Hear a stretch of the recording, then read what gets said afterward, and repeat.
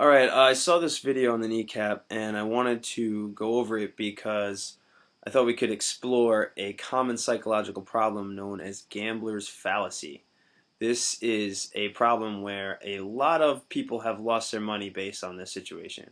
And basically, this gambler's fallacy says that if if you're losing and losing and losing and losing and losing, eventually you must be due for a win. So the more you lose, the chances that you'll win the next time actually increase. And this was under data, statistics, and probability section of the kneecap, standard of the kneecap, and this is the strand, the GLE 6.5.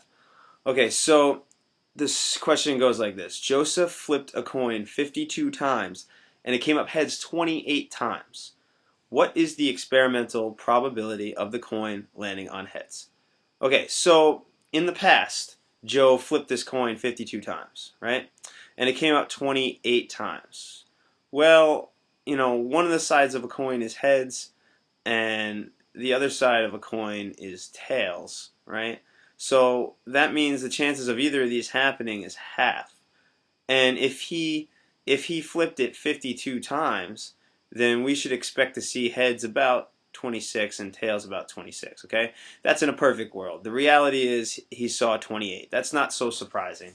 Um, you know, but in a perfect world, it would be 26 and 26. It would be half every time. It'd be heads, tails, heads, tails, heads, tails. That doesn't happen. Now, the other thing to consider is one of the reasons I don't like this question is because it says he flipped a coin 52 times. What it should probably say is a fair coin. All right? So we know that the chances of heads is the same as the chances of tails. And this part right here, what is the experimental probability of the coin landing in heads now? Okay, so that means on the 53rd toss, what's the chances of it?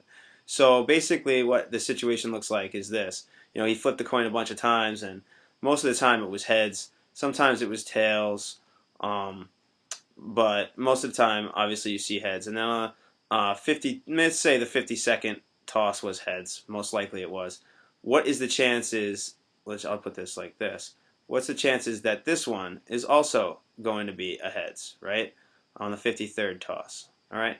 To answer this, let's take it a little simpler thing, and let's just say, okay, well, if I have three tosses, right? 1, 2, 3. On the first toss, what's the chances that I toss this situation going on? Heads, heads, heads, right? Well, the chances of me rolling a heads, flipping a heads the first time is 1/2. The chances of me flipping a heads the second time is 1/2, and the chance of me flipping a heads the third time is 1/2. Chances of me doing all three, three in a row, is 1/2 times 1/2 times 1/2, which is the same thing as 1/2 cubed, or if you really want to look at this a cool way, it's 1/2 cubed. It's the same thing, which is really 1/8, right? So then, well, let's say, what's the chances of me doing heads, heads, tails, right? Gambler's fallacy says, well, I already did 2 heads, so it's most likely I'm going to get tails. So this situation should be bigger than 1/8, right? It should be bigger than 1/8 if gambler's fallacy holds true. Well, let's see. The chances of me flipping the heads first time is half. Chances of me flipping heads second time is half. Chances of me flipping a tail, so that's still half, right?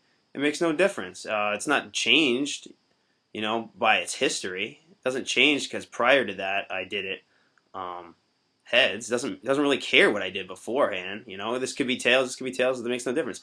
Chances of any combination of 3 tosses is 1/8. It makes no difference. So the truth is, the answer to this question is the chances of me flipping heads on time 53, regardless of what happened before, right? Who cares about its history? Is 1/2, and that's it. That's the answer.